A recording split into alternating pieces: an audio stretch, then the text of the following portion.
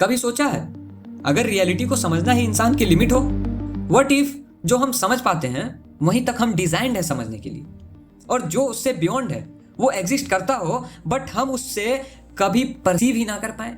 एक चींटी को देखो, उसकी दुनिया क्या है? खुराक, डेंजर, फेरोमोनस।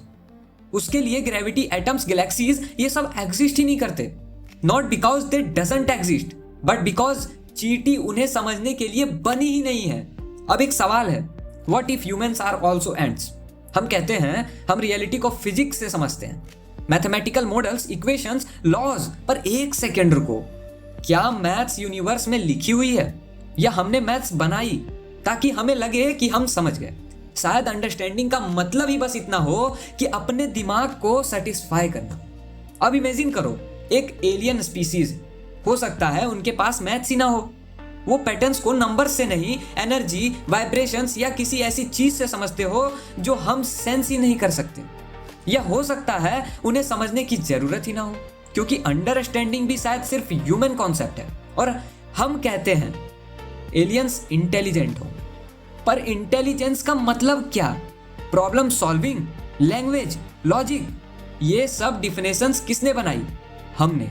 हो सकता है कोई एंटिटी हो जो इंटेलिजेंट हो, पर हमारी डिफिनेशन के अकॉर्डिंग नहीं, और इसलिए हम उसे कभी इंटेलिजेंट मान ही ना पाए। और फिर आता है लैंग्वेज, वर्ड्स। लैंग्वेज भी ह्यूमन मेड है।